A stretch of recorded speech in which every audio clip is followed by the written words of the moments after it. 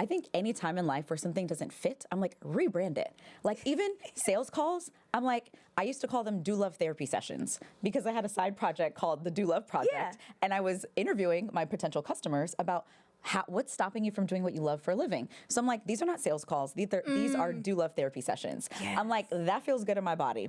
You know, they say women shouldn't be bossy. We're out here reclaiming that word. What's so wrong with being the boss? Bossy. Welcome back to Bossy. We are joined today by Danielle. This is one of Tara's BFFs and also just the most like badass businesswoman ever. So we're really excited about that. She's joining us today because we're going to talk about what are the roles of a CEO? What roles should a CEO be fulfilling in their business? Are you cut out to be a CEO? I'm going to be honest with y'all, I'm not sure that I am. I'm not sure that that's what I even want to be doing. So we're going to talk about that today too. We're going to talk about our journeys. Let's see. You want to give us the down low on Danielle Leslie as she sits right here? We'll talk about her like she's not here. We're going to talk about her like she's not here for a second. Danielle is one of my best friends. And also we're like business buddies specifically. So like we connect on business. Danielle is known as the Millionaire maker. She has a company called Course from Scratch, and she teaches people how to launch courses, online courses, online businesses.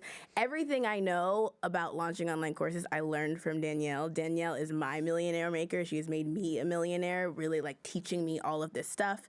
And she's earned over like $20 million doing this over the last few years, which is nuts.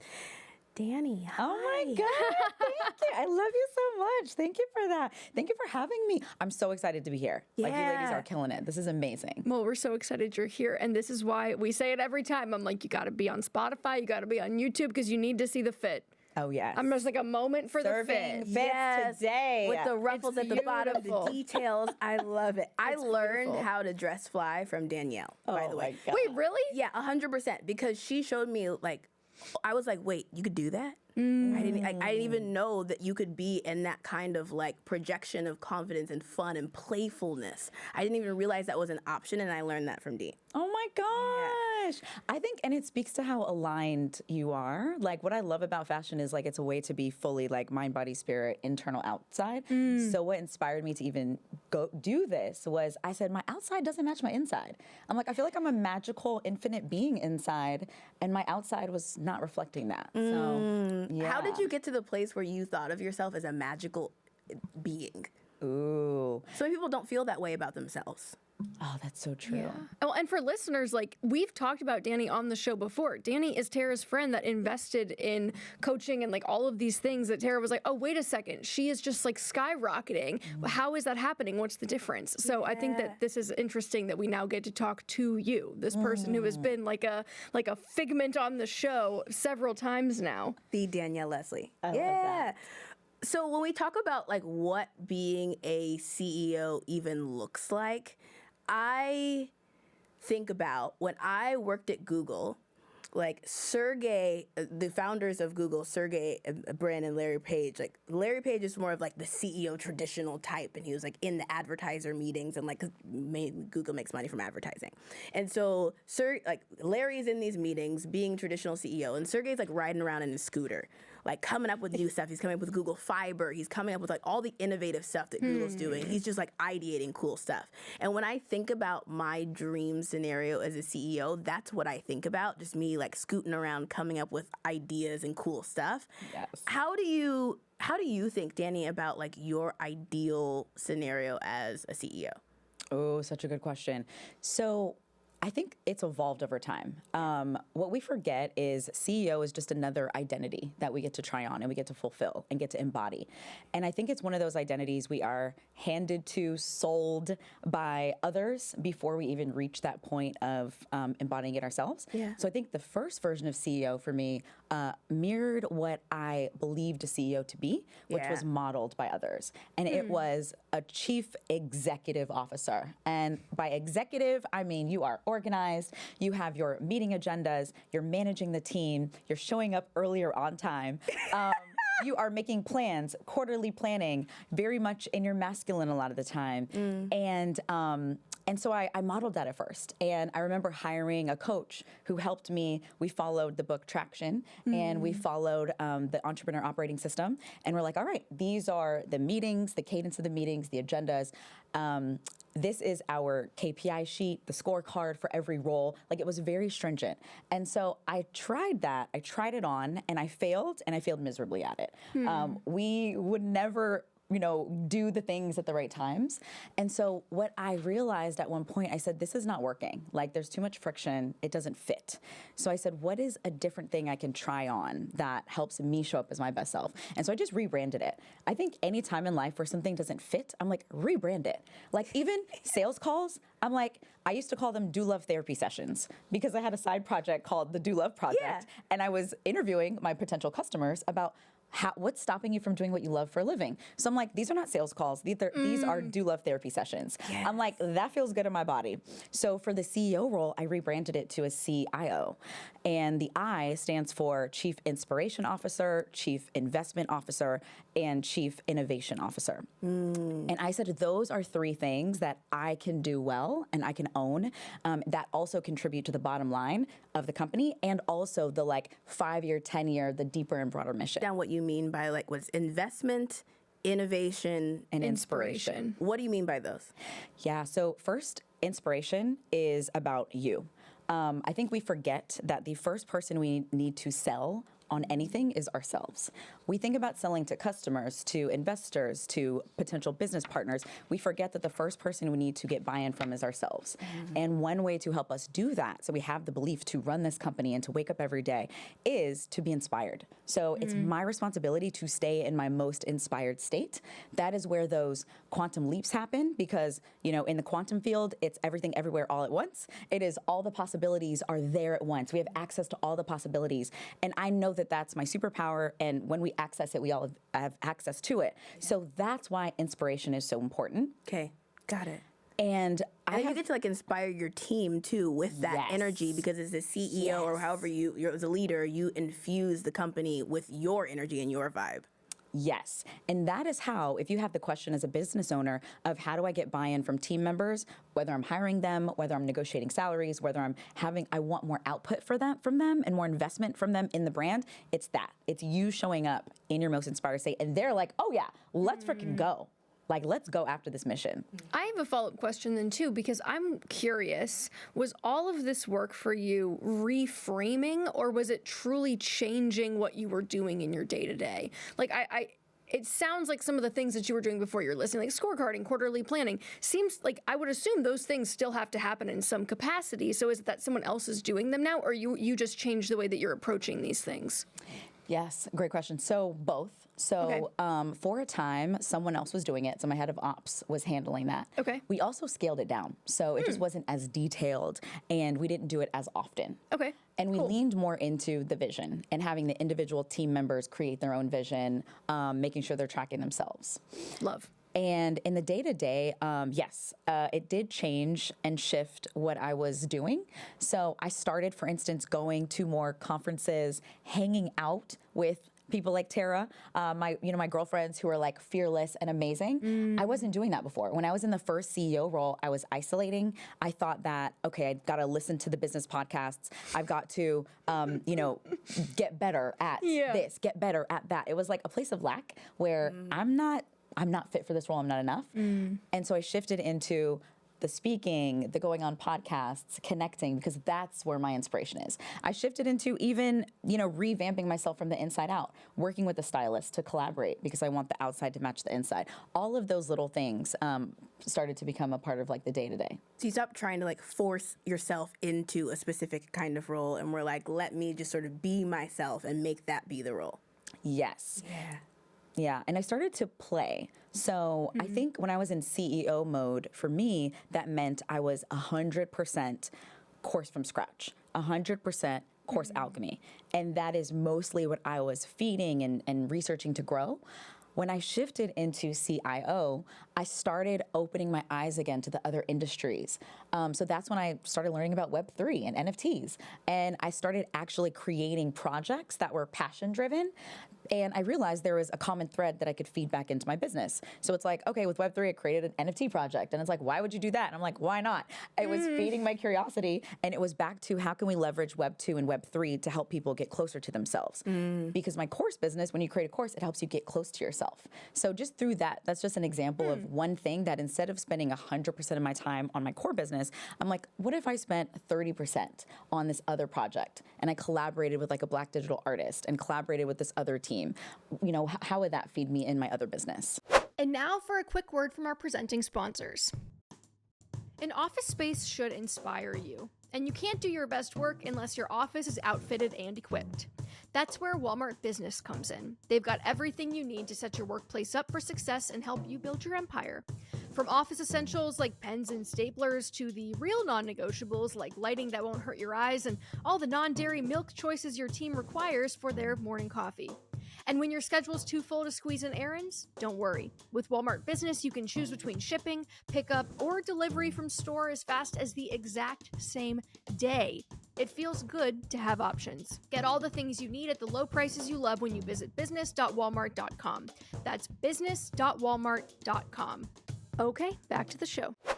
I remember I wrote this tweet, and it was a couple of years ago, and it's really indicative for me of like where my mindset was at the time about what I thought a CEO should be. Let's put it up on the screen so people can see it. But the tweet was like, my job as a CEO is to like A, make sure we don't run out of money, B, make sure everyone understands their job, and C, slowly remove myself as a critical part of the organization.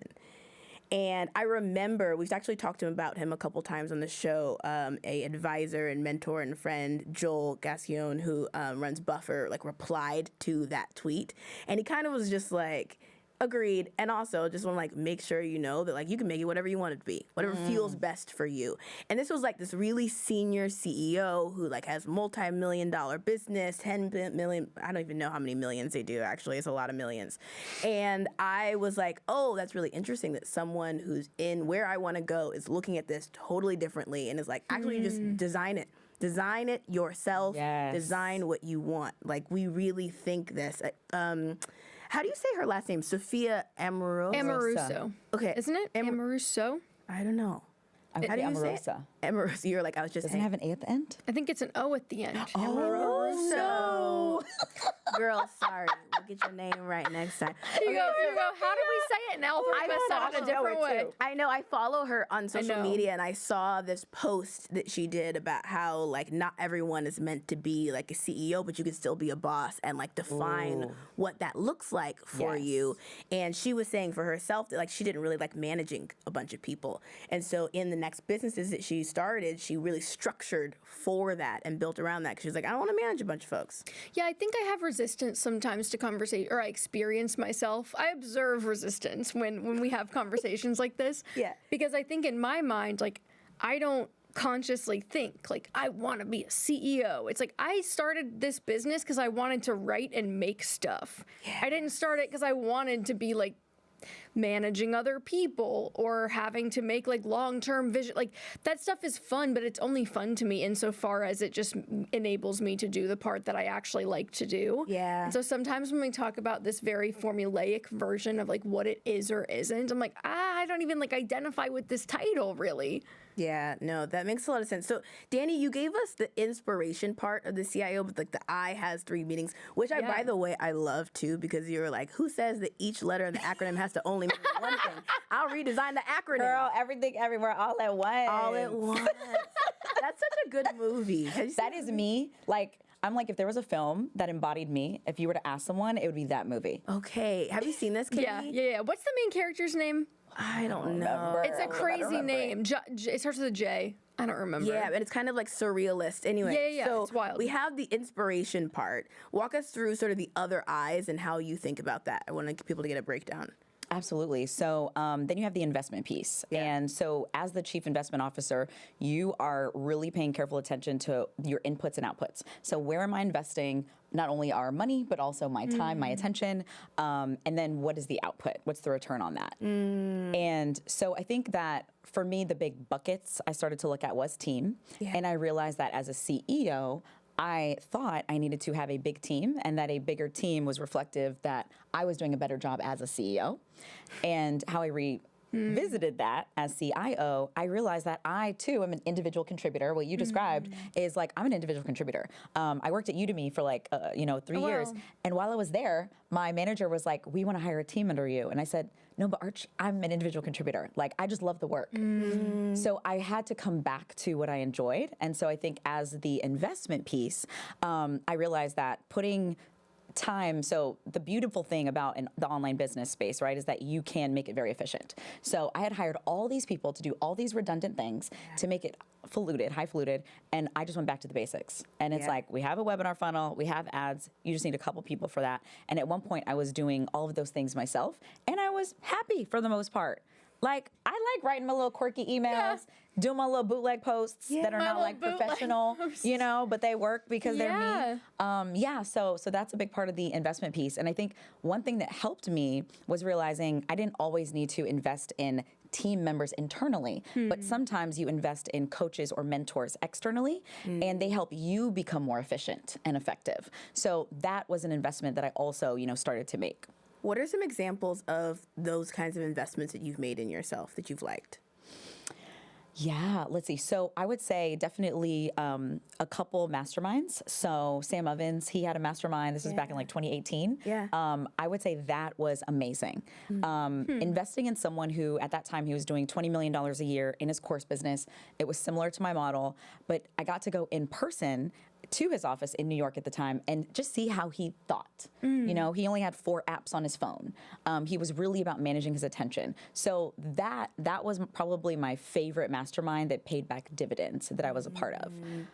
Was it mainly the dividends you get, like mindset, or did you learn specific things to do in your business? Like, how did that work? Yeah, in my case, I already was doing 6 figures per month. So I had just had my first 6-figure month. So with him, it was actually more mindset. It was less skills. I had, the ads down and all of that. So it was really like, how do you make investment decisions? How do you do tax write-offs? As an entrepreneur who's doing $20 million a year, like, what does your tax strategy look like? And he was able to share all of those, and I was able to pick up on that. I think it's funny that you just made that distinction between, I was already at 6-figure months, so at that point, it's mindset, it's not skills. Like, you drew that line in the sand, and I can imagine someone listening to this and going, wait, but how did you get the skills to get to the 6-figure month? I'm curious if there was any sort of coaching or help, or like, how would you answer that question? How did you get to that point even? Yeah, great question. So combination, I launched my first online course in 2012. Wow, you've been doing this for a long time. Girl, I'm an old timer, No, you're like an OG. I mean, like, courses are like you know what I mean? Like, that's wild. I know. And so before I launched that first course, I took a course that was it was called Power Teaching. So it taught you how to teach online, and it was by Pam Slim. So I started by taking, it was $67. And that was the only thing I could afford at the time. So it was $67. So first I learned from taking a course, and I learned how to teach online. Then I learned by doing. So I launched my first course called Press Play, and it was based on my experience from the summer and everything leading up to it before. Launched that.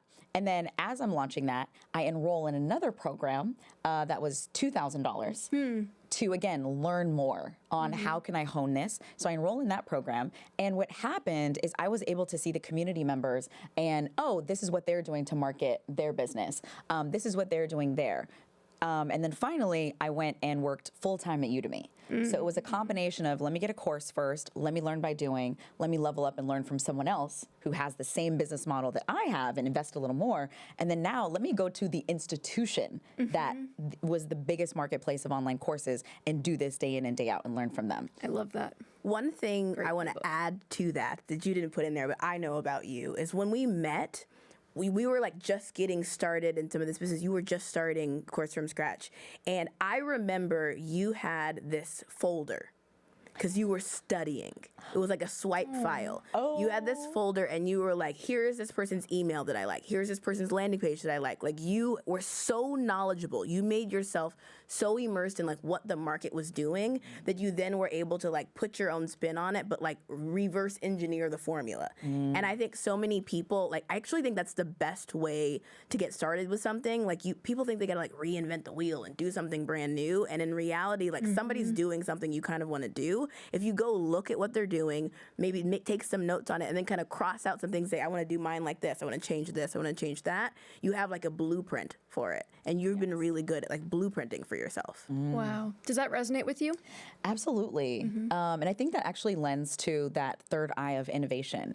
It's like, you need to start. Like, for me, it was starting from a blueprint, seeing, okay, what is everyone in the market doing? What's Katie's way of winning? What's Tara's way of winning? What's this person's way of winning? Okay, great. What part of that resonates with me? And how can I modify that to, really like lean into what I can do that's new? Yeah, absolutely. Okay, great. One of the things I've been trying to do each quarter for myself is like come up with a different thing that I'm working on to level myself up as a CEO or whatever kind of role I want to call it, right? So one of the things I'm doing right now is like trying to get myself and my whole team to write memos. And memos, like sort of like, Jeff Bezos is like known for this. He's known for like memo writing. Or Bezos, as my mom calls him. Bezos, Jeff Bezos. I love it. Like, he's got this like really interesting system of like memo writing. And so essentially like what they do is someone who's leading the meeting writes a long memo about the topic. And the intention of that is like, you're going to sit your butt down and think strategically about this first. Give me all the information, give me all the details, think it through first. And then we're going to sit down at the beginning of the meeting and everybody's just going to read. And the reason we're going to read and not do a PowerPoint presentation is because I know that everybody's not going to do their homework and read it first. I know you're not going to do it, so we're going to sit down, we're going to read it all first, quiet time at the beginning of the meeting. And then we're going to dig, and as you're doing that, you're going to write notes in the margin about like what you think about this, questions, all those things, and he likes that so much better than a PowerPoint presentation, because PowerPoints are made for sales, convincing someone. But with hairy problems in a business, it's not like a matter of selling me on your opinion or like, convincing each other. It's like, what should we do here? And so you write in the margins, there's these 6-page documents and everybody kind of gets into the details of it. I've been doing that with my team. It's like a new thing I'm like implementing as a CEO. And it's so good. Like, okay, first of all, when we started, people struggled. My whole team struggled. It was hard. I was going to ask how that has gone. The implementation, right? Because I think there's a framework around meetings where even if, bringing a fully fledged PowerPoint presentation to a meeting, even that is a level above where I feel like most meetings and workplaces happen. Usually it's just people are like, this is the time we're all going to come together and like sloppily talk through what we're trying to solve. So having to write a 6-page brief where it shows that you have spent weeks strategically thinking through the process and the problems that you're trying to solve. I'm curious if you've felt like what were the first briefs like that you were seeing? Ooh, they were bad. My own briefs were bad and my team's briefs were bad, and I was a little worried because I was like, ooh, we're all showing our asses right now about like the shallowness of thought. Like, our thoughts are not that thorough about it. We didn't really know where the number was. Oh shoot, are we tracking that or are we not tracking that? Well, how would that control? Like, just, they were messy. Yeah. So last quarter, I started trying this and I tried like talking about it. I pulled up a video about Jeff Bezos doing this. Like, I was trying to tell everybody about it, and nobody wanted to do it. Of course not, because it's a lot of work. I kind of just like asked like if anybody would be willing to do it, and they were like, yeah, and then nobody did it. So then this quarter, I was like, hello everyone, it is now the beginning of the quarter. I've prepared a brief for the meeting, and we will begin by doing it. So I started mirroring first. I wrote a brief about like what I thought needed to happen in the business next, and sort of like some of my inspiration for next things, like some of my ideas. I wrote a brief first, and I sort of like laid out some of the challenges. Here are the things that I think we should be doing. Like, here are the areas where I need help. And at the bottom of it was like questions for you. This person, this is your question. This person, this is your question. For everybody, this is your question. And so I had everybody read it. And at the end of it, their job was to take notes on the questions. and then show up at the next meeting with their own brief response to the questions at the bottom. So it's like, don't even try to get your own brief. Just make a response brief to mine. Start there. Okay, well, So that's how we started. I like that. Yeah. And how did that go? It went pretty well. Some people were really thorough in their thoughts. Some people were like, oh, sorry, I didn't get my homework done on time. Oh, no. And some people did it, and I was like, ooh, this is where like the thoroughness of thought was just weak. And what I realized was like, oh, if we want to get to the next milestone, we have to be better thinkers, better innovators, better ideators. We have to be better at this. I need to like build this muscle for myself and my team better. That sounds really valuable. Yeah. That like makes me want to try that. Would you ever do something like that, do you think, or is that not really your style? That's interesting. So I would do a version of that. Yeah. But to be honest, I'm not the best at keeping something consistently like that going. Like Yes. what I love about what I heard is there's that consistency. We baby step, first you model, then you baby step, and then you continue doing it over time. Yeah. I just honestly don't see myself sticking to that. However, I could see it for like a campaign. So if we have like a specific special interesting. launch coming Yeah. up, we're doing a partnership course launch, we're doing a virtual summit, and then it's leading up to that, then yes, absolutely. We'll be right back to the conversation after a quick break. Okay, back to the show. So, you strike me as someone that is very committed to your own kind of evolution as a leader and as a person. I'm curious what season you're in now. Oh, this is the best question of the moment. Good. What season are you in? What's the answer? I'm like, you take that in whatever direction you want to. yeah. So, I think for me, I'm still in a season of remembering who I am. I think of my life in 3 seasons. The first was discovering who I was, then creating who I was. And that's when I created the first version of this business. And now it's remembering who I am. So it's definitely a season of more listening, of leaning into well-being. I think, I mean, just realizing that well-being is the new #1 currency. And when I am my best through and through, then it's like whatever's coming down from spirit or whatever highest self, whatever messages are coming in, there's not a lot of stuff in the way. And other people's voices and other people's opinions aren't as loud. So that's the season I'm in now. And I think it's in a season like this where that next quantum leap comes from. Because again, it's clear, like we have the access to all the possibilities instead of this is the linear A to B to C to D path. I already did that. That was my creating myself season. The remembering yourself is, okay, we're gonna go to 3,000, then we're gonna go to 2, then we're gonna go to 10,500. So very much there right now. Are 3,000, 2,000, are those years? What are those? They're years and or coordinates in a different dimension. I love it. I love it. Yes, Oh my she just gosh. like took us to different dimensions. You know what's really interesting? I'm like, wait, we're in quantum now? We're in quantum space, everyone. Okay, hold on. We're in 10,500. This is so typical for my conversations with Dani, where we like enter another dimension and we come back to this dimension.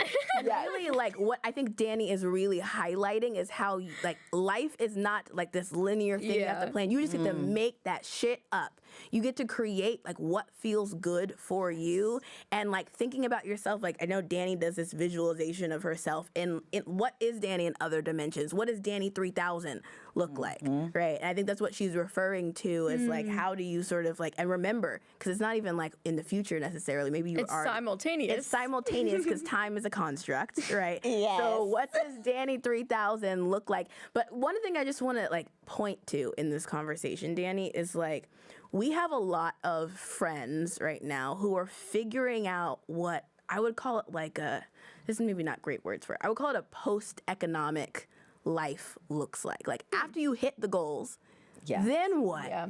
Then what? And usually what happens after you hit the goals is you start thinking about these more like multi-dimensional views of yourself. How do I make sure my inside matches my outside? How do I make sure that future me matches current me? Like those are the questions that you start thinking about when you're thinking about like self-fulfillment. Because if you just keep going at like trying to hit the next goal, you just keep adding another goal, another goal, another goal. That's really not that fulfilling at all, right? Like being in touch with your spirit and who you are, whether that means that you design a whole new role for yourself called CIO, whether that means that you think about Dani 3000 in that year, like you really are sort of redesigning this. But I think a lot of our friends are in that space. Do you observe that too? Absolutely. Yeah. I think a lot of us coming up in this generation, we had access to so many resources to build economically, to build capital that was way beyond our parents. So there was no preparing for this. So I never imagined I would be here this early in life where I didn't even have goals big enough for the goals I actually achieved. So once you hit it, it is kind of empty because I was trained to always go after the next accolade and the next linear goal. Yeah. So absolutely, it's a space of what is next. And I think the question I visit often is, what am I optimizing for? So at first I was optimizing for revenue.